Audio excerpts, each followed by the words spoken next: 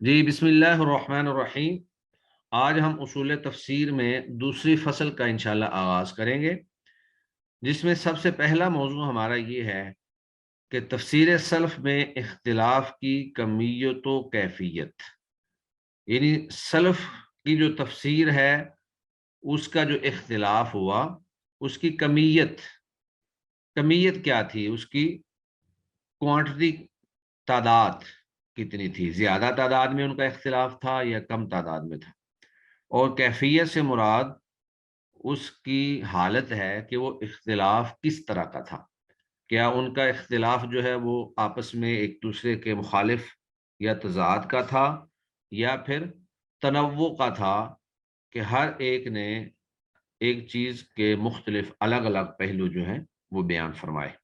تو اس میں سب سے پہلے جو ہے سلف کے مابین تفسیر میں اختلاف کم ہوا ہے، یعنی انہوں نے کمیت کے حوالے سے بیان فرمایا کہ سلف کے مابین تفسیر میں جو اختلاف ہے وہ زیادہ نہیں ہوا بلکہ کم ہوا ہے، بہت کم اختلاف ہے۔ احکام میں تفسیر سے زیادہ اختلاف صحیح طور پر ان سے مروی ہے، تنوع کا ہے نہ کہ تضاد کا، یعنی احکام میں تفسیر کا جو زیادہ تر اختلاف ان سے صحیح طور پر مروی ہے وہ تنوع کا ہے، وہ تضاد کا نہیں ہے۔ تنوع کا اختلاف یہ ہوتا ہے کہ ایک ہی چیز جو ہے اس کے مختلف پہلو بیان کر دینا، جیسے یہ نیچے ہم نے مثال پڑھی تھی کہ تلوار جو ہے اس کے کئی ایک نام ہیں، سیف بھی اس کا نام ہے، صارم بھی اس کا نام ہے، مہند بھی اس کا نام ہے، لیکن اس کا یہ مطلب ہرگز نہیں ہے کہ سیف کوئی الگ چیز ہے، صارم کوئی الگ چیز ہے اور مہند کوئی الگ چیز ہے۔ یہ اس کی ساری صفات کو ظاہر کرتے ہیں اور سب ایک ہی چیز کے مختلف نام ہیں۔ اور اسی لیے اللہ رب العزت کے بارے میں اللہ تعالیٰ فرماتے ہیں قُلِ ادعوا اللَّهَ أَوِ ادعوا الرَّحْمَٰنَ، تم اللہ کو پکارو یا الرحمن کو پکارو، یا آپ کہہ سکتے ہیں کہ الرحیم کو پکارو، الخالق، المالک، جتنے بھی اللہ رب العزت کے نام ہیں وہ سارے کے سارے نام ایک ہی ذات کے ہیں۔ جی اس میں ہم ریڈنگ کریں گے انشاءاللہ۔ تو سب سے پہلے کون ریڈنگ کے لیے تیار ہیں؟ سر میں پڑھوں؟ جی آپ پڑھیے۔ جی بسم اللہ۔ سلف کے مابین تفسیر میں اختلاف کم ہوا ہے، احکام میں تفسیر سے زیادہ اختلاف صحیح طور پر ان سے مروی ہے، تنوع کا ہے نہ کہ تضاد کا، اور یہ اختلاف دو قسم کا ہے۔ ایک یہ کہ ایک بزرگ نے مطلب ظاہر کرنے کے لیے ایسے الفاظ استعمال کیے جو دوسرے شخص کے الفاظ سے مختلف ہیں اور مطلب کے اس حصے پر دلالت کرتے ہیں جس پر دوسرے کے لفظ دلالت نہیں کرتے، مگر دونوں کے الفاظ کا مسمى ایک ہی ہے۔ اس کی اس میں مثال ایک ایسے مثال اسماء اگر آپ ایڈ کر لیں، وہ کہتے ہیں کہ کچھ نبینا آدمی تھے 3-4، تو ان کو کسی نے کہا جی آپ لوگوں نے ہاتھی دیکھنا ہے، تو انہوں نے کہا جی ہاں جی ہم نے ہاتھی دیکھنا ہے، تو وہ ہاتھی ان کے سامنے لا کے کھڑا کیا گیا، انہوں نے ہاتھی کو ہاتھ لگایا۔ اب ان سے پوچھا گیا جی ہاتھی کیسا ہے، تو ایک کہتا ہے جی وہ ستون کی طرح ہے، دوسرا کہتا ہے جی وہ بہت بڑی ٹینکی کی طرح تھا، اور تیسرا کہتا ہے جی وہ جیسے پنکھا ہوتا ہے اس طرح کا تھا۔ تو اصل میں جس نے اس کے سونڈ پہ ہاتھ لگایا یا ٹانگوں کو پکڑا تو اس کو تو ایسا ہی محسوس ہوا کہ جیسے وہ ستون کی طرح ہے، جس نے اس کے پیٹ کو دیکھا اس نے کہا کہ وہ بہت بڑی جیسے ٹینکی ہوتی ہے اس طرح کی کوئی چیز ہے، اور جس نے اس کے کانوں کے پاس جا کر اس کو ہاتھ لگایا تو اس نے کہا کہ جیسے پنکھا ہوتا ہے۔ لیکن وہ جو بھی بیان کر رہے تھے وہ صفات جو ہیں، مسمى جو ہے وہ ایک ہی تھا، وہ ہاتھی ہی کی ایک ایک جزی اور ایک ایک حصے کے اوپر دلالت کر رہے تھے۔ تو بہرحال یہ ایک مثال بھی دی جا سکتی ہے۔ چلیں جی، مگر دونوں کے الفاظ کا مسمى ایک ہی ہے۔ جی اس کی مثال ایسے اسماء کی ہے جو ایک ہی مسمى کے نام ہیں مگر مسمى کی مختلف صفات کو ظاہر کرتے ہیں، جیسے سیف، صارم، مہند، تینوں نام تلوار ہی کے ہیں مگر تلوار کے مختلف صنعتوں کا اظہار کرتے ہیں۔ ہاں، یعنی یہی معاملہ مختلف صفات کا اظہار کرتے ہیں۔ جی یہی معاملہ خدا کے اسماء حسنہ اور رسول اللہ صلی اللہ علیہ وسلم کے اسماء محمودہ کا ہے۔ یہ اسماء کا مسمى ایک ہی ہے۔ اسماء الہی میں سے جس اسم کے ساتھ چاہے دعا کیجئے ایک ہی ذات مقدس سے دعا ہوگی، ایک نام سے دعا دوسرے نام سے دعا کی مخالف نہ ہوگی۔ خدا فرماتا ہے اعوذ باللہ من الشیطان الرجیم قل ادعوا اللہ او ادعوا الرحمن ایما تدعو فلہ الاسماء الحسنی، بنی اسرائیل 11-12۔ کہہ دیجئے اے نبی صلی اللہ علیہ وسلم، اللہ کہہ کر پکارو یا رحمان کہہ کر، جو کہہ کر پکارو گے تو اس کے بہت اچھے اچھے نام ہیں۔ خدا کا ہر نام اس کی ذات پر بھی دلالت کرتا ہے اور اس کی کسی خاص صفت پر بھی، مثلا علیم ذات الہی پر دلالت کرتا ہے اور صفت علم پر بھی۔ اسی طرح قدیر دلالت اس ذات اقدس پر بھی ہے اور قدرت پر بھی۔ اسی طرح رحیم ذات برتر کو بھی ظاہر کرتا ہے اور صفت رحمت کو بھی۔ مذہب ظاہری کے جن مدعیوں نے کہا کہ اسماء الہی صفات الہی پر دلالت نہیں کرتے، تو ان کا یہ مسلک حقیقت میں باطنی فرقوں کرامتہ وغیرہ کے اقوال کی قبیل سے ہے، جو یہ کہتے مذہب ہیں کہ ظاہری خدا جو ہے کو نا، مذہب ظاہری یہ ایک پورا مطلب مسلک پایا جاتا ہے۔ جو کہتے ہیں کہ خدا کو نہ ہی نہ ہی نہ ہی کہنا چاہیے اور نہ یہ کہنا چاہیے کہ ہی نہیں ہے۔ وہ خدا سے دونوں نقیضوں کی نفی کرتے ہیں۔ یہ کرامتہ بھی خود اسماء الہی کے منکر ہیں، انہیں تسلیم کرتے ہیں مگر ضمیروں کی طرح محض میں اصل علم میں یہ بیان قرار کر رہا تھا دیتے ہیں۔ کہ یہ مذہب ٹھیک ہے، ظاہری جو ہے نا، یہ داؤد ظاہری اور ابن حزم ظاہری، تو یہ ایک پورا ان کا مکتب فکر ہے۔ تو وہ ظاہری چیزوں کے اوپر دلالت کرتے ہیں، مطلب الفاظ کے ظاہر کو دیکھتے ہیں، ان کی حقیقت کو جو ہے وہ نہیں پرکھتے ہیں۔ تو وہ کہتے ہیں کہ مذہب ظاہری کے جن مدعیوں نے یعنی دعوے داروں نے کہا کہ اسماء الہی صفات الہی پر دلالت نہیں کرتے، تو ان کا یہ مسلک حقیقت میں باطنی فرقوں کرامتہ وغیرہ کے اقوال کی قبیل سے ہے۔ تو یہ جو باطنی فرقے ہیں کرامتہ، یہ ایک کرامتہ بہت غالب فرقہ گزرا ہے، اس کے نیچے ہم وضاحت جو ہے وہ پڑھ لیتے ہیں یہ کون سا ہے۔ کہ جب ایک نام ہے تو اس نام کے ساتھ اس کی صفت بھی موجود ہے۔ اگر ہم کہتے ہیں کہ اللہ رب العزت کا نام الوہاب ہے، تو اس میں اللہ کی صفت بھی موجود ہے کہ اللہ تعالیٰ الوہاب ہیں، عطا کرنے والے ہیں۔ اسی طرح اگر ہم کہتے ہیں کہ اللہ کا نام الرزاق ہے، تو اس کے اندر اللہ کی صفت بھی موجود ہے کہ اللہ رب العزت رزق دینے والے ہیں۔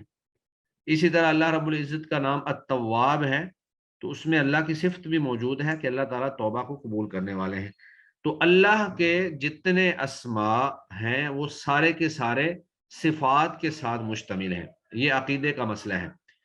تو باطنی فرقوں میں کرامتہ، یا بھی کرامتہ کا ایک دفعہ نیچے دیکھ لیں، یہ باطنی جو فرقے ہیں ان میں باطنیہ یہ ایک فرقہ ہے پورا، پھر اسماعیلیہ، کرامتہ وغیرہ مختلف ناموں سے ایک شیعوں کا غالب فرقہ مراد ہے۔ یہ جو شیعہ ہیں ان کے یہ سارے فرقے ہیں، اسماعیلیہ بھی انہی کا ہے، کرامتہ بھی انہی کا ہے، بلکہ یوں کہنا چاہیے کہ شیعہ فرقہ کو بھی ان سے کچھ نسبت نہیں ہے۔ یہ 3 صدی ہجری میں عباسیوں کے دور حکومت کی پیداوار ہے۔ مجوسیت، یہودیت اور یونانی فلسفہ کا معجون مرکب ہے، یعنی کہ ایسے فرقے ہیں جنہوں نے مجوسیت، یہودیت اور یونانی فلسفہ کو اکٹھا کر کے ایک فرقہ بنایا اور اس کو اسلام کی طرف انہوں نے نسبت کر دی۔ تو یہ سارے گمراہ فرقے تھے جو اپنے وقت پر ظاہر پذیر ہوئے، لیکن اب اس وقت جو ہے اسماعیلی تو موجود ہیں، کرامتہ کے نام سے اس وقت کوئی فرقہ دنیا کے اندر موجود نہیں ہے۔ تو اسماعیلی جو ہیں یہ خاص طور پہ ہمارے ہاں یہ جو علاقے ہیں، آپ کہہ لیں کہ سکردو وغیرہ اور اس طرح کے جو پہاڑی علاقہ جات ہیں، وہاں پر اسماعیلیوں کا گڑھ ہے اور وہاں پہ ان کی کافی ساری تعداد بھی موجود ہے۔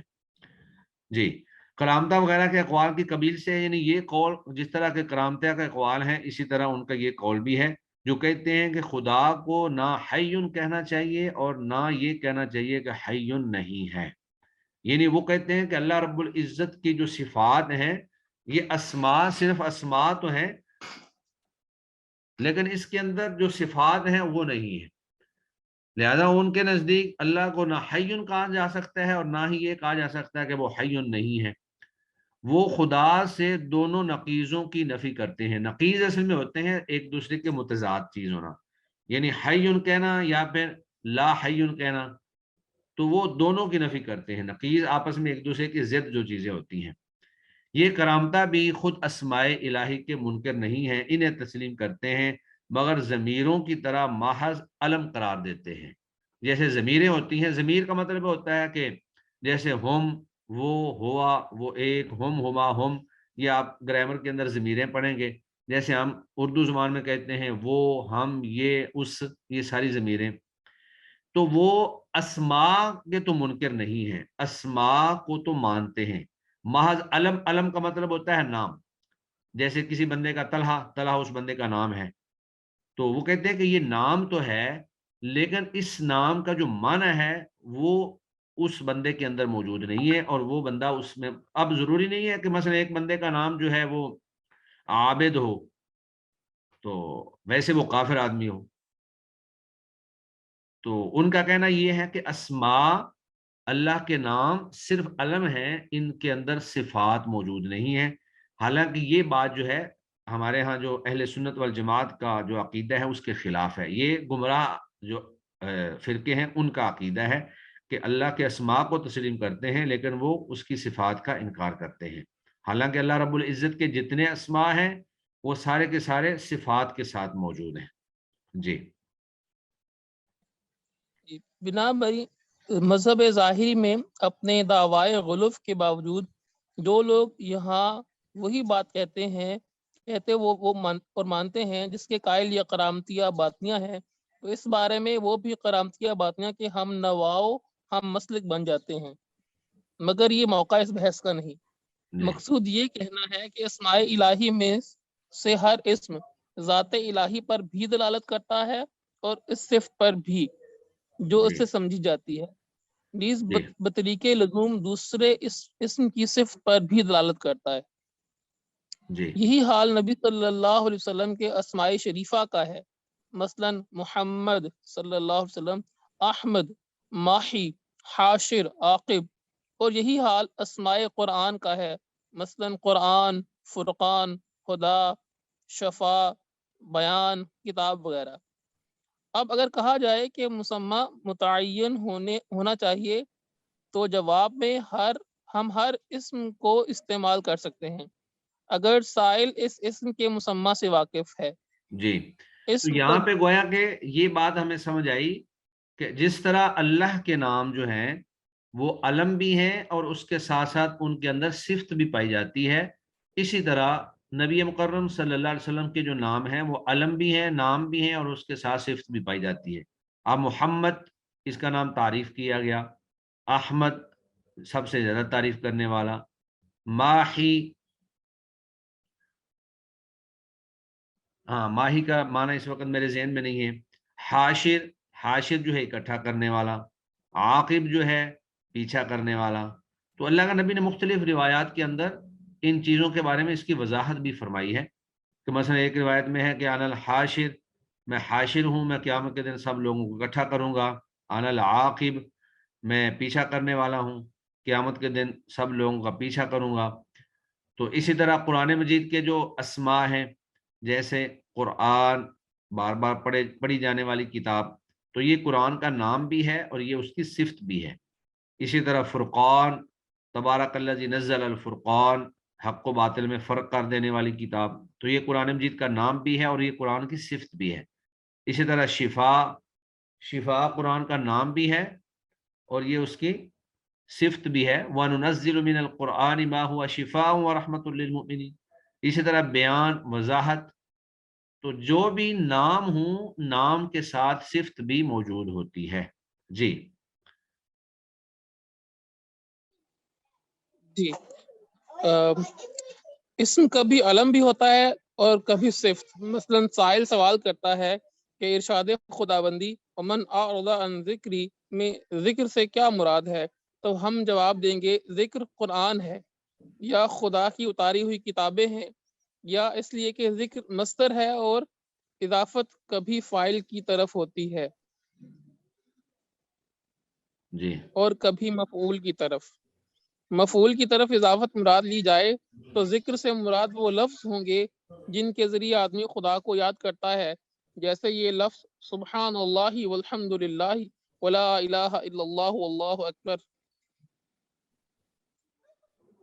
اور فاعل کی طرف اضافت مانی جائے تو ذکر سے مراد خود خدا کی جانب سے ذکر ہوگا، اور یہ ذکر خدا کا کلام ہے۔ آیت ومن اعرض عن ذکری میں یہی مراد ہے، کیونکہ اس سے قبل فرمایا جا چکا فَأَمَّا يَأْتِيَنَّكُم مِّن فَإِمَّا يَأْتِيَنَّكُم، فَإِمَّا ہے جی، ہاں یہاں اعراب نہیں لگا ہوا، ویسے اس کو فَإِمَّا پڑھیں۔ آیت ومن اعرض عن ذکری میں فاعل کی طرف اضافت مانی جائے تو ذکر سے مراد خود خدا کی جانب سے ذکر ہوگا۔ اصل میں اضافت کا مطلب یہ ہوتا ہے کہ کسی چیز کو کسی چیز کی طرف منسوب کر دینا، جیسے غلام زیدن، زید کا غلام۔ تو یہاں اللہ نے کہا ہے کہ وَمَنْ أَعْرَضَ عَنْ ذِكْرِي، میرے ذکر سے، ذکر کو اللہ نے اپنی طرف جو ہے وہ منسوب کیا ہے۔ تو اگر فاعل مانے تو پھر بذات خود اللہ رب العزت کی کلام مراد ہوتی ہے، اللہ کا تذکرہ مراد ہوتا ہے، اور اگر اس سے مفعول مراد لیں تو وہ الفاظ ہیں جو انسان اپنی زبان سے ادا کرتا ہے، جیسے سبحان اللہ، الحمدللہ، اللہ اکبر۔ جی، تو اللہ فرماتے ہیں کہ جو میرے ذکر سے اعراض کرے گا۔ جی جی، آیت ومن اعرض عن ذکری میں یہی مراد ہے، کیونکہ اس سے قبل فرمایا جا چکا فَأَمَّا يَأْتِيَنَّكُم مِّنِّي هُدًى وَإِمَّا فَمَن يَأْتِيَنَّكُم مِّنِّي هُدًى، فَإِمَّا يَأْتِيَنَّكُم مِّنِّي هُدًى فَمَن تَبِعَ هُدَايَ فَلَا يَضِلُّ وَلَا يَشْقَى۔ ہاں فَإِمَّا، اور اس کا معلوم ترجمہ یہ ہے فَإِمَّا يَأْتِيَنَّكُم مِّنِّي هُدًى، پس جب آئے گی تمہارے پاس میری طرف سے ہدایت، فَمَن تَبِعَ هُدَايَ، جس شخص نے میری ہدایت کی پیروی کی، فَلَا يَضِلُّ، نہ وہ گمراہ ہوگا، وَلَا يَشْقَى، اور نہ ہی وہ بدبخت ہوگا۔ جی، اور معلوم ہے خدا کی ہدایت اور اس کا اتارا ہوا ذکر ہی ہے، جی اور یہ اس لیے بھی کہ اس کے بعد ہی فرمایا قال رب لما حشرتنی اعمی وقد كنت بصیرا قال كذلك آتتك آیاتنا جی فنسیتها۔ جی، اس کا ترجمہ ہے قالا، بندہ کہے گا ربی لما حشرتنی اعمی، اے میرے رب تو نے مجھے کیوں نابینا، اندھا کر کے اٹھایا ہے، وقد کنت بصیرا، حالانکہ میں تو دیکھنے والا تھا۔ قالا، اللہ فرمائیں گے کذالک، اسی طرح، اتت کا آیاتنا، تیرے پاس ہماری آیتیں آئیں، فنسیتہا، تو نے ان کو بھلا دیا۔ جی غرض کے سائل کا مقصود یہ جاننا ہے کہ ذکر الہی خدا کا اتارا ہوا ذکر ہے یا بندے کی طرف سے خدا کا ذکر۔ تو اب خدا کا ارشاد ہے کہ میرا ذکر، میری کتاب، میری ہدایت، تو ان سب اسماء کا مسمہ ایک ہی رہے گا، لیکن اگر سائل کا مقصود وہ خاص صفت جاننا ہو جو اس اسم کے ساتھ خاص ہے، مثلا سائل جانتا ہے کہ القدوس بہت پاک، السلام سلامتی والا، المؤمن امن دینے والا سے مراد خدا تعالیٰ کی ذات ہے، لیکن پوچھتا ہے کہ خدا کے القدوس، السلام، المؤمن ہونے کے کیا معنی ہے، تو مسمہ متعین کرنے سے زیادہ ہمیں کچھ کہنا ہوگا۔ جی، اصل میں وہ یہ کہنا چاہ رہے ہیں کہ ومن اعرض سلف عن کا ذکری طریقہ۔ میں اہل علم نے یا اسلاف نے دو طرح کی باتیں کی ہیں۔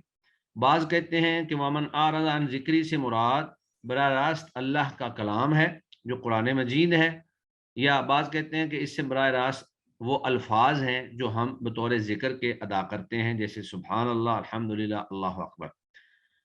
تو مقصد دونوں کا ایک ہی ہے، قرآن مجید بھی اللہ کا ذکر ہے اور یہ الفاظ بھی اللہ کا ذکر ہیں، گویا کہ ان کا مسمہ ایک ہی ہے۔ سبحان اللہ، الحمدللہ، اللہ اکبر ہم کہیں تو اس میں بھی اللہ رب العزت کا ذکر ہی ہو رہا ہے، یا پھر جو اللہ کی کلام قرآن مجید ہے اگر وہ ہم مراد لیں تو وہ بھی اللہ رب العزت کا ہی ذکر ہے، تو ان کا مسمہ ایک ہی ہے۔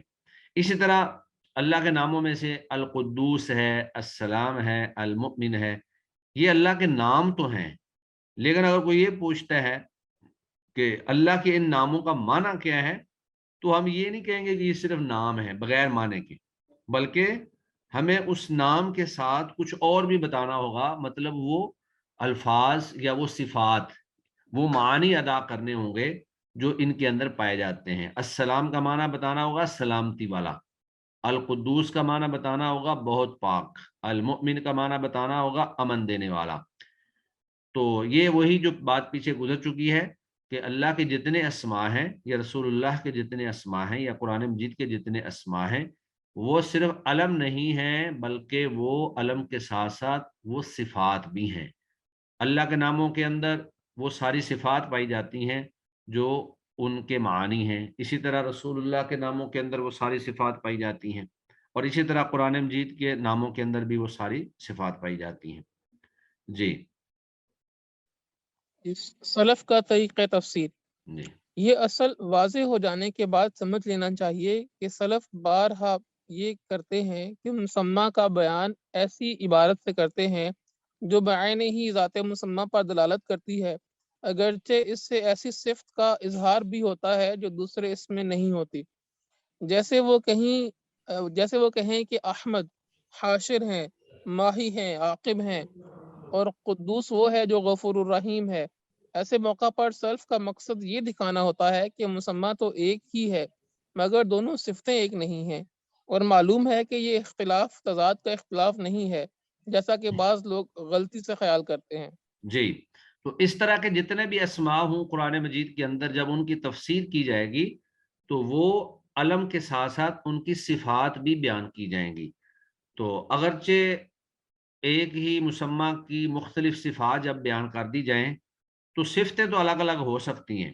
واضح بات ہے کہ قدوس کا معنی جو ہے وہ غفور والا نہیں ہے، غفور کا معنی جو ہے وہ رحیم والا نہیں ہے، عاقب کا معنی جو ہے وہ حاشر والا نہیں ہے، احمد کا معنی جو ہے وہ ماحی والا نہیں ہے۔ تو معنی تو الگ الگ ہیں لیکن یہ سارے معانی جو ہیں ان سب کا مقصد اور مسمى ایک ہی ہوتا ہے۔ تو جب ایک ہی مسمى ہے تو ایک بندے کی اگر چند ایک صفات بیان کر دی جائیں تو اس کا مطلب یہ نہیں ہے کہ اس کے اندر تضاد آ گیا۔ مثلا ہمیں ایک آدمی ہے، اس نے گریجویشن بھی کیا ہوا ہے، وہ دین کا عالم بھی ہے، اس نے سائنس کا بھی پڑھا ہوا ہے، تو ایک بندہ کہے جی وہ تو سائنسدان ہے، دوسرا کہے نہیں جی وہ تو تاجر ہے، تیسرا کہے نہیں جی وہ تو عالم دین ہے۔ تو یہ اس کے مختلف پہلو ہیں، اس مسمى کے، اس آدمی کے مختلف پہلو ہیں، تو ان کے اندر اس کے مختلف پہلوؤں کو اجاگر کیا گیا ہے۔ گویا کہ اگر چیز مختلف بیان کی گئی ہے تو اس میں تنوع ہے، اس میں تضاد نہیں ہے۔ ایک بندہ وہ تاجر بھی ہو سکتا ہے، عالم بھی ہو سکتا ہے، سائنسدان بھی ہو سکتا ہے، وہ جو ہے اور کوئی اس کے اندر بھی صفت پائی جا سکتی ہے۔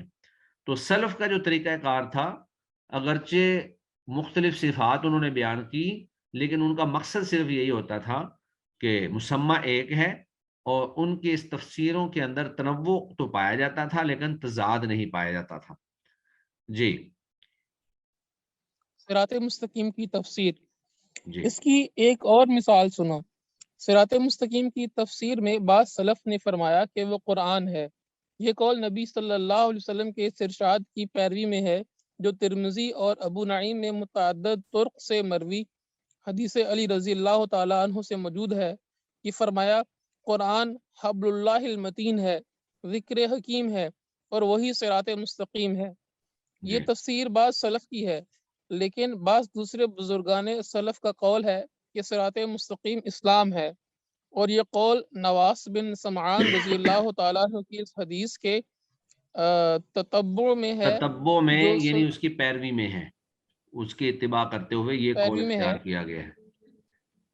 جو سنن ترمذی وغیرہ میں آئی ہے، جس میں نبی صلی اللہ علیہ وسلم نے فرمایا کہ خدا نے صراط مستقیم کی یہ مثال دی ہے کہ صراط کے دونوں طرف دو دیواریں ہیں اور دیواروں میں کھلے ہوئے دروازے ہیں اور دروازوں پر پردے پردے لٹکے ہوئے ہیں، چھٹے ہوئے ہیں، لٹکے لٹکے ہوئے ہوئے ہیں ہیں۔ لٹکے ہوئے ہیں۔ ایک منادی صراط کے اوپر سے پکار رہا ہے اور دوسرا منادی صراط کے سرے پر سے پکار رہا ہے۔ فرمایا تو صراط مستقیم اسلام ہے اور دیواریں حدود الہی ہیں اور کھلے ہوئے دروازے محارم الہی ہیں، اور صراط کے سرے کا منادی کتاب اللہ ہے اور صراط پر کا منادی قلب مومن میں واعظ الہی ہے۔ اس کا ضمیر ہے۔ اس کا ضمیر ہے. ہاں ٹھیک ہے. دیکھو صراط مستقیم کی یہ دونوں تفسیریں ظاہر میں مختلف معلوم ہوتی ہیں، لیکن حقیقت میں مختلف نہیں بلکہ متفق ہیں، ایک ہیں، کیونکہ دین اسلام کا اتباع قرآن ہی کا دوسرا نام ہے. لیکن ہوا یہ کہ ہر مفسر نے ایسے وصف کی طرف اشارہ کیا جو دوسرے کے وصف سے الگ تھا، لیکن پھر لفظ صراط تیسرے وصف کی طرف بھی رہنمائی کرتا ہے. اسی جی، طرح صراط تو مستقیم گویا کی کہ قرآن تفسیر مجید میں جو ہے نا اہدنا الصراط المستقیم، کہ اے اللہ تو ہماری صراط مستقیم کی طرف رہنمائی کر. تو اب اس میں دو تفسیریں ہو گئی. ایک تو تفسیر یہ کی گئی کہ اس سے مراد قرآن مجید ہے، اور دوسری تفسیر اس سے یہ کی گئی کہ اس سے مراد اسلام ہے. تو اب بظاہر محسوس ایسا ہوتا ہے کہ یہ دو الگ الگ تفسیریں ہیں، حالانکہ اسلام قرآن ہے اور قرآن اسلام ہے، دونوں ایک دوسرے کا لازم و ملزوم ہے، اور دونوں نے الگ الگ جو ہے موقف وہ مختلف روایات کی بنیاد پر اختیار کیا. تو اس میں دو الگ الگ پہلو تو موجود ہیں، لیکن اس میں تضاد نہیں ہے. اگر کہا جائے کہ اسلام ہے تو اس سے قرآن وہ اس کے مطلب متضاد نہیں ہے، اور اگر کہا جائے کہ اس سے مراد قرآن مجید ہے تو اسلام اس کے متضاد نہیں ہے، کیونکہ قرآن مجید سارے کا سارا اسلام پر مبنی ہے، اور اسلام جو ہے وہ قرآن مجید پر مبنی ہے. دونوں چیزوں کے اندر ہی دین کی اتباع کا تذکرہ ہے. اسلام مراد لے لیں یا قرآن مجید مراد لے لیں. جی اسی طرح صراط مستقیم کی تفسیر سنت و سر جماعت ایک سے ہے. سوال ہے. جی جی ایک منٹ، یہ ذرا پڑھ لینے تھے پھر سوال کرتے ہیں انشاءاللہ، تھوڑا سا ذرا. جی سنت و اسی طرح صراط مستقیم کی تفسیر سنت و جماعت سے ہے، طریق عبودیت سے، یعنی یہ اور تفسیریں بھی طاعت کی اللہ. گئی ہیں کہ اسی طرح صراط مستقیم کی تفسیر سنت و جماعت سے، یعنی بعض نے اس کی تفسیر سنت اور جماعت کی ہے کہ صراط مستقیم سے مراد اللہ کے نبی کی سنت ہے یا مسلمانوں کی جماعت ہے، یا پھر اس کی تفسیر جو ہے طریق عبودیت سے، یعنی عبادت کے طریقے، اس سے مراد عبادت کے طریقے ہیں، یا اس سے مراد طاعت اللہ و رسول، اللہ اور اس کے رسول کی اطاعت ہے. تو یہ مختلف تفسیریں کی گئی ہیں. کہتے ہیں کہ مگر یہ سب لفظ ایک ہی ذات کی طرف اشارہ کرتے ہیں، ان مفسروں میں کوئی اختلاف نہیں، ہر ایک نے کسی ایک صفت کو بیان کیا ہے. یعنی اہدنا الصراط المستقیم، صراط مستقیم کی تفسیر وہ قرآن سے کی جائے یا اسلام سے کی جائے یا سنت اور جماعت سے کی جائے یا طریق عبودیت سے کی جائے یا طاعت اللہ اور رسول سے کی جائے، تو یہ اگرچہ لفظ تو ہمیں الگ الگ محسوس ہو رہے ہیں، لیکن حقیقت میں یہ ایک ہی بات کی طرف اشارہ کر رہے ہیں. اللہ اور اس کے رسول کی اطاعت وہ اسلام ہے، طریق عبودیت عبادت کے رستے پہ چلنا وہ بھی اسلام ہے، سنت و جماعت اللہ کے نبی کی سنت یا مسلمانوں کی جماعت سے مل کر چلنا وہ اسلام ہے. اسلام قرآن ہے، قرآن اسلام ہے. تو صرف الفاظ مختلف ہیں، لیکن ان کا مسمى اور مقصود جو ہے وہ صرف ایک ہی ہے. تو یہ اس طرح کی تفسیریں بیان کرنے کا مقصد صرف یہ ہے کہ قرآن مجید کی تفسیر اس انداز میں کی جائے کہ اس کے اندر تنوع تو اگر ہو تو کوئی بات نہیں ہے، لیکن تضاد نہیں ہونا چاہیے. زیادہ سے زیادہ اتفاق اور اتحاد کی طرف جو ہے وہ چلنا چاہیے انسان کو تفسیر کرتے ہوئے. جی اختلاف کی ایک اور نوعیت. اختلاف کی دوسری قسم یہ ہے کہ ہر مفسر اس میں عام کی کسی ایک نوع کا مثال کے طور پر تذکرہ کر دیتا ہے تاکہ سامع کا ذہن پوری نوع کی طرف منتقل ہو جائے، اور یہ مقصد نہیں ہوتا کہ اس نوع کی جامع معنی تعریف کی جائے. مثلا ایک عربی زبان سے ناواقف اجمی آدمی سوال کرتا ہے کہ خبز کیا ہے، اور جواب میں ایک روٹی دکھا کر بتا دیا جاتا ہے کہ خبز یہ ہے. ظاہر ہے اس طرح اشارہ روٹی کی پوری نوع کی طرف ہوتا ہے، نہ کہ ہاتھ میں اٹھائی ہوئی اس ایک روٹی کی طرف. جی یعنی یہ بھی اختلاف کی ایک نوعیت ہے، لیکن اس کے اندر بھی آپ کہہ لیں کہ تنوع ہے، اس میں بھی تضاد نہیں ہے. کہ جب مفسر آدمی کسی عام لفظ کی کوئی مثال دینا چاہتا ہے، ایک بندہ جو ہے وہ ایک چیز کی مثال دے دیتا ہے، دوسرا وہ کسی دوسری چیز کی مثال دے دیتا ہے، اور جب اس نے ایک مثال دی اس کے سامنے اس نوع کا ایک فرد موجود تھا. تو مثلا خبز کہتے ہیں روٹی کو. تو اگر کسی بندے نے سوال کیا جی یہ خبز کس کو کہتے ہیں، قرآن مجید میں مثلا رمان کا تذکرہ ہے یا خبز آ گیا ہے، چلے ہم لے لیتے ہیں رمان انار کا تذکرہ ہے، یا قرآن مجید میں الزیتون والتین والزیتون، تین کا تذکرہ ہے، زیتون کا تذکرہ ہے۔ تو اگر کوئی پوچھ رہا جی تین کیا ہے، تین کہتے ہیں انجیر کو، تو کوئی آدمی ایک انجیر جو ہے وہ کسی کو دکھا دے کہ یہ انجیر ہے، یا کوئی پوچھے جی زیتون کیا ہے، تو کسی آدمی کے پاس ایک زیتون موجود ہو تو وہ اس کو دکھا دے یہ زیتون ہے، تو وہ گویا کہ ایک پوری نوع اور پوری جنس کی طرف اشارہ ہوگا کہ اس طرح کے جتنے بھی پھل ہوں گے وہ سب کے سب جو ہیں انجیر ہوں گے یا زیتون ہوں گے یا انار ہوں گے۔ اس سے یہ ہرگز مراد نہیں ہے کہ خاص طور پر یہی جو چیز میرے ہاتھ میں ہے بس یہی انجیر ہے، باقی اگر اس طرح کے کوئی پھل ہوں تو وہ انجیر یا زیتون نہیں ہو سکتے۔ تو یہ بھی اختلاف کی ایک نوعیت ہے جی۔ بعض اور الفاظ کی تفسیر اور مختلف اقوال میں تطابق، ہاں، اس کی تطابق کا مطلب مثال ہے موافقت، ایک دوسرے کے ساتھ موافقت، کہ الفاظ الگ الگ ہیں لیکن اگر ان کی گہرائی میں جا کے سمجھا جائے تو وہ ایک ہی چیز کے اوپر سارے الفاظ جو ہیں وہ دلالت کر رہے ہوتے ہیں۔ اس کی مثال اس آیت کریمہ کی تفسیر سے سمجھ میں آ جائے گی۔ اعوذ باللہ من الشیطان الرجیم ثم اورثنا الکتاب الذین ثم اورثنا ثم الکتاب اورثنا الذین الكتاب الذين اصطفينا من عبادنا فمنهم ظالم لنفسه ومنهم مقتصد ومنهم سابق بالخيرات جی۔